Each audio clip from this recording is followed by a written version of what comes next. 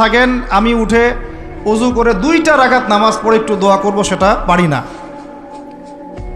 এই আমি আবার যখন দিনের বেলায় এলেম শিখতে যাই, এমন জায়গায় এলেম শিখতে যাই যেখানে নারী পুরুষ একাকার অবস্থা, ফ্রি মিক্সিং।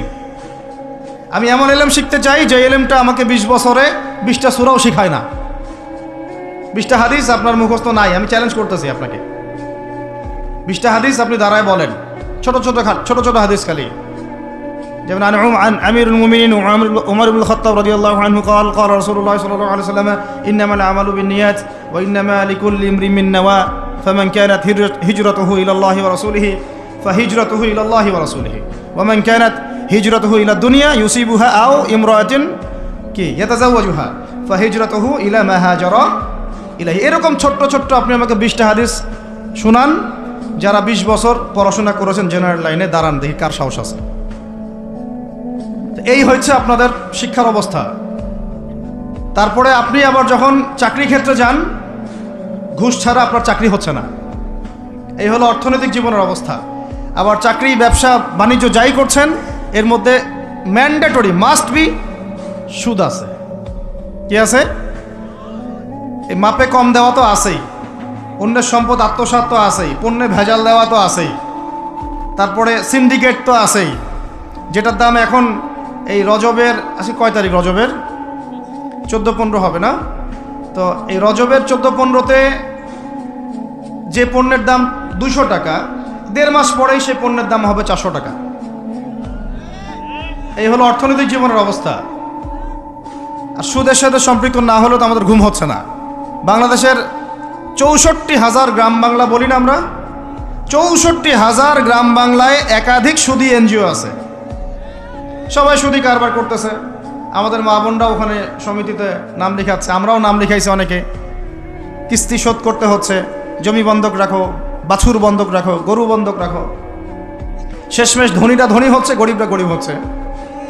কারণ আল্লাহ পাক এই কিতাবের মধ্যেই বলেছেন, সূরা বাকারার শেষের দিকে আছে যে ইয়া আইয়ুহাল্লাযীনা আমানু, হে মুমিনগণ, ইত্তাকুল্লাহ, আল্লাহকে ভয় করো, ওয়া যারু মা বাকিয়া মিনার রিবা, সুদ ছেড়ে দাও, ইন কুনতুম মুমিনিন, যদি মুমিন হয়ে থাকো, ওয়া ইল্লাম তাফআলু, সুদ যদি না ছাড়ো, ফাআযানু বিহারবিন মিনাল্লাহি ওয়া রাসূলিহি, আল্লাহ এবং তার রাসূলের সাথে যুদ্ধের ঘোষণা শুনে রাখো। আয়াত বুঝলেন? আয়াতটা কি বুঝলেন? আল্লাহ পাক বলছেন যারা সুদ খায় বা সুদ না ছাড়ে, এরা আল্লাহ এবং তার রাসূল মুহাম্মদ সাল্লাল্লাহু আলাইহি ওয়াসাল্লামের বিরুদ্ধে অস্ত্র নিয়ে দাঁড়ায় আছে। তো আপনার আমার কল্যাণ হবে না ভাই? দুনিয়ায় পরকালে কল্যাণ হবে না? আমরা হাউজে কাউসারের পানি তো পাবো ইনশাআল্লাহ, আমরা কবরের উত্তর তো দিতে পারবো ইনশাআল্লাহ। আমাদের জন্য নবী সাল্লাল্লাহু আলাইহি ওয়াসাল্লাম সুপারিশ তো করবেন ইনশাআল্লাহ, সুপারিশ তো নবীজি করবেন, এটা ঠিক আছে, এটা তো ঠিক আছে। কিন্তু কোরআনে যে আল্লাহ পাক বললেন যে সুদ যদি তোমরা না ছাড়ো, তাহলে জেনে রেখো তোমরা আল্লাহ এবং তার রাসূলের বিরুদ্ধে যুদ্ধ করতেছো। তো এখন এইটা আমরা কিভাবে আল্লাহ পাককে বুঝ দিব?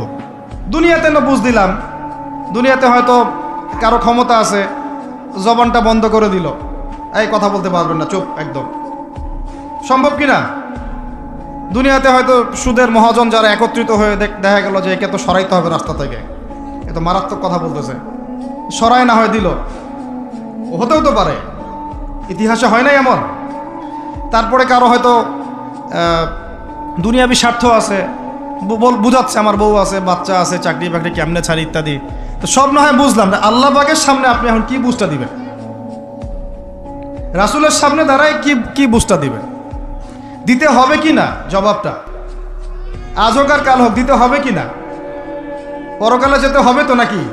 তো তাই যদি হয়, এটা যদি আমাদের ফাইনাল ডেস্টিনেশন হয়, চূড়ান্ত গন্তব্য হয়, তাহলে কোন ব্যক্তি বুদ্ধিমান, যে দুনিয়াতে সংশোধিত হয় সে, নাকি পরকালে যে ব্যক্তি অপেক্ষায় বসে থাকে সে? এখন এই সংশোধনের দিকে যদি আমরা দাওয়াত দিই, আমরা কি মৌলবাদী হয়ে যাব? সমাজের শত্রু হয়ে যাব? দেশ ও জাতির শত্রু হয়ে যাব? সুদী কারবার ছাড়া অর্থনৈতিক বিষয় কি চালানো সম্ভব না? হ্যাঁ, যখন এই সুদী ব্যাংকিং সিস্টেম, ওয়ার্ল্ড ব্যাংকেরটা তো 1995-এর দিকে আসছে, তারও আগে ছিল ওই যে ব্রিটেনের দি ব্যাংক অফ ব্রিটেন, যেটা প্রথমে ছিল, প্রথমের দিকে আর কি। ও সারা বিশ্বকে শাসন করতে এক সময়, তার আগে করেছে জার্মানি।